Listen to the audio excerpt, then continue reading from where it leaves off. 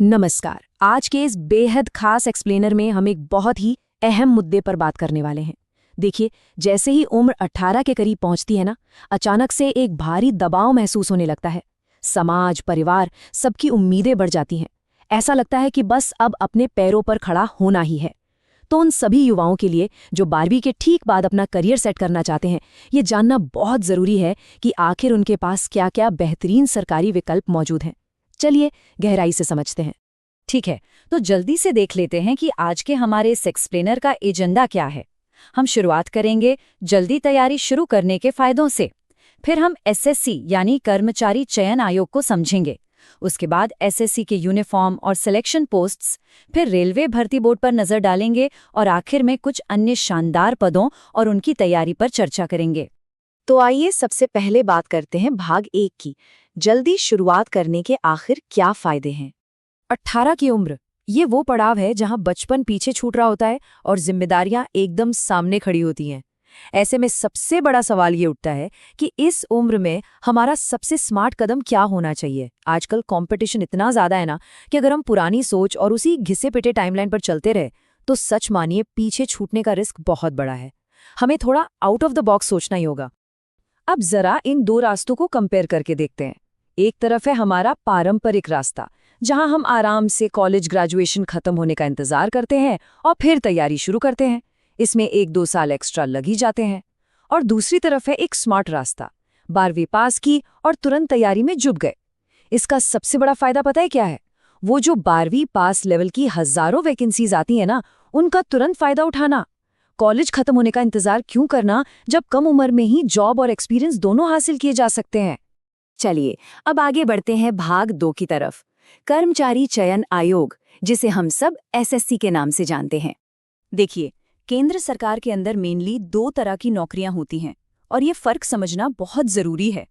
पहली होती हैं सिविल या डेस्क जॉब्स, जहां आपको कोई यूनिफॉर्म नहीं पहननी होती, आप आराम से सरकारी ऑफिस में बैठकर काम करते हैं। और दूसरी होती है पुलिस फोर्स या यूनिफॉर्म वाली नौकरियां। यहां आपको प्रॉपर वर्दी मिलती है और पूरे अनुशासन के साथ फील्ड में उतरना होता है। दोनों का अपना अलग ही रुतबा है। अब बात करते हैं एसएससी के सबसे पॉपुलर 12वीं लेवल के एग्जाम की, CHSL यानी कंबाइंड हायर सेकेंडरी लेवल। इसका प्रोसेस बड़ा सीधा है। टियर 1 यानी प्रीलिम्स सिर्फ क्वालिफाइंग होता है। असली गेम चेंजर है टियर 2, जहां से आपकी मेरिट बनती है। और हाँ, आज के डिजिटल दौर में कंप्यूटर की नॉलेज होना तो मस्ट है। इसके बाद एक टाइपिंग टेस्ट होता है और फाइनली सख्त डॉक्यूमेंट वेरिफिकेशन, ताकि ये कंफर्म हो सके कि सब कुछ बिल्कुल सही है। और अब वो चीज़ जो सच में सबसे ज़्यादा मोटिवेट करती है, सैलरी। इमेजिन कीजिए, CHSL के थ्रू लोअर डिवीजन क्लर्क या जूनियर सेक्रेटेरिएट असिस्टेंट बनने के बाद शुरुआती सैलरी ही लगभग 40,000 रुपये महीने के आसपास होती है। जरा सोचिए, इतनी कम उम्र में पहली ही सैलरी इतनी शानदार, ये किसी भी युवा के लिए एक सपना सच होने से कम नहीं है। और ये करियर ग्राफ देखिए, ये बहुत ही शानदार तरीके से दिखाता है कि कैसे एक सिंपल डेस्क जॉब आपको टॉप तक ले जा सकती है। सिर्फ 4 साल में आप JSA से UDC बन सकते हैं, अगले 3 साल में असिस्टेंट सेक्शन ऑफिसर और करीब 8 साल बाद सीधा सेक्शन ऑफिसर, जो कि एक बहुत ही सम्मानित ग्रुप B गजेटेड पोस्ट है ना कमाल की बात? तो इसी के साथ आते हैं भाग 3 पर, एसएससी के यूनिफॉर्म वाले पद और सिलेक्शन पोस्ट्स। अगर हम इस डेटा पर नजर डालें तो CHSL, GD कांस्टेबल और सिलेक्शन पोस्ट, इन सभी में जो एजुकेशन क्वालिफिकेशन है वो सिर्फ 10वीं या 12वीं तक ही मांगी जाती है। लेकिन सबसे इंटरेस्टिंग बात क्या है, इनका जो कोर सिलेबस है ना, वो लगभग सेम है। वही मैथ्स, रीजनिंग, जनरल नॉलेज और इंग्लिश। इसका सीधा सा मतलब ये है कि अगर बुनियाद मजबूत है तो एक साथ कई अलग अलग एग्जाम्स को क्रैक करने की तैयारी अपने आप हो जाती है। अब सबसे दिलचस्प बात जो यहाँ सामने आती है वो है SSF यानी secretariat security forces. SSC GD में इसकी मेरिट सबसे हाई जाती है। क्यों? क्योंकि इनका काम है दिल्ली के मंत्रालयों की सुरक्षा करना। सिर्फ 5 से 6 घंटे की फिक्स शिफ्ट और जिंदगी भर दिल्ली में VIP माहौल के बीच पोस्टिंग। अगर कोई नौकरी के साथ साथ आगे की पढ़ाई जारी रखना चाहता है ना, तो सच में इससे बेहतरीन विकल्प कोई हो ही नहीं सकता। और अगर आपको फोर्सेज का शौक है तो BSF या CRPF में सफ़र बहुत ही रोमांचक होता है।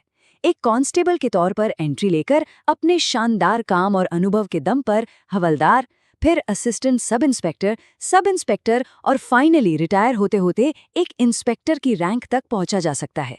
एकदम इंस्पायरिंग जर्नी। चलिए अब गियर बदलते हैं और आते हैं भाग 4 पर, रेलवे भर्ती बोर्ड या आरआरबी। युवाओं के लिए रेलवे हमेशा से एक बहुत बड़ा मौका रहा है। आरआरबी एनटीपीसी यानी नॉन टेक्निकल पॉपुलर कैटेगरीज में 12वीं लेवल पे बहुत शानदार जॉब्स होती हैं, जैसे commercial ticket clerk, train clerk या टाइपिस्ट। अगर टेक्निकल कामों से बचना है तो ये एकदम परफेक्ट रोल्स हैं। और सबसे मजे की बात बताऊं, इन परीक्षाओं के सिलेबस में अंग्रेजी का नामो निशान नहीं होता, तो जिनकी इंग्लिश थोड़ी वीक है उनके लिए ये किसी जैकपॉट से कम नहीं है। और इसे कम मत आंकिए, रेलवे ग्रुप डी की नौकरियों में भी ग्रोथ के लाजवाब मौके हैं। एक एंट्री लेवल ट्रैक मेंटेनर या पॉइंट्समैन के रूप में शुरुआत करके समय और विभागीय परीक्षाओं के साथ टेक्नीशियन, फिर जूनियर इंजीनियर और अंत में एक सीनियर सेक्शन इंजीनियर जैसी पावरफुल पोस्ट तक पहुंचा जा सकता है। बस लगातार मेहनत की जरूरत होती है। लेकिन जिनका सपना सीधे ट्रेन चलाने का है, उनके लिए असिस्टेंट लोको पायलट यानी एएलपी का रास्ता थोड़ा कड़ा है। इसके लिए 10वीं के साथ आईटीआई होना जरूरी है। इसमें सीबीटी 1 और 2 के बाद एक ट्रेड टेस्ट होता है, जिसमें पास होने के लिए सिर्फ 35% मार्क्स चाहिए। और हाँ, सबसे आखिर में होता है साइको टेस्ट, जो ये परखता है कि इमरजेंसी में कितनी जल्दी और सही फैसले लिए जा सकते हैं। अब हम अपने एक्सप्लेनर के आखिरी हिस्से पर पहुंच गए हैं, भाग 5, कुछ अन्य अहम पद और इन सब की तैयारी आखिर की कैसे जाए। शायद ये जानकर हैरानी हो कि इंटेलिजेंस ब्यूरो यानी आईबी जैसे एलीट और खुफिया विभाग भी इतनी कम उम्र में भर्तियां निकालते हैं। मल्टीटास्किंग स्टाफ और सिक्योरिटी असिस्टेंट जैसे पदों के लिए बस 10वीं पास होना काफी है। उम्र सीमा 18 से 25 साल। और सिलेबस बिल्कुल वही बेसिक सिलेबस जो हम आम तौर पर एसएससी में देखते हैं, कोई अलग से रॉकेट साइंस नहीं। तो भाई पूरी चर्चा का निचोड़ ये है, 25% मैथ्स, 25% रीजनिंग, 25% जीके और 25% भाषा। अगर इन 4 पिलर्स पर अच्छी पकड़ बना ली जाए तो मानकर चलिए कि केंद्र सरकार की 99% परीक्षाओं के दरवाजे खुल जाते हैं। हर एग्जाम के लिए अलग से भटकने की बिल्कुल जरूरत नहीं है, बस इन बेसिक्स को स्ट्रॉन्ग करना है। अब सवाल उठता है कि तैयारी करे कहाँ से? तो इन स्रोतों के अनुसार अगर बिल्कुल जीरो से शुरू करना है तो कुछ बहुत ही उपयोगी और सिस्टमैटिक रिसोर्सेज अवेलेबल हैं, जैसे करियरविल ऐप पर एसएससी प्रथम बैच और रेलवे फाउंडेशन बैच, जो बुनियादी ढांचे को पक्का करते हैं। और एक बार तैयारी हो जाए तो एग्जाम वाले असली माहौल की प्रैक्टिस के लिए टेस्टविल ऐप पर जाकर जमकर मॉक टेस्ट्स दिए जा सकते हैं। तो आखिर में मैं बस इतना ही कहूंगा कि सही उम्र में लिया गया एक सही फैसला ही सफलता की सबसे बड़ी चाबी है। देखिए, जो मौके आज सामने मौजूद हैं, वो हमेशा इंतजार नहीं करेंगे। तो ये सवाल जरूर पूछना चाहिए, क्या सही समय का इंतजार करते रहना समझदारी है, या फिर अपने करियर की इस शानदार जर्नी को आज अभी से शुरू करना? आज की मेहनत कल का भविष्य बदल सकती है। इस एक्सप्लेनर में जुड़ने के लिए बहुत बहुत धन्यवाद।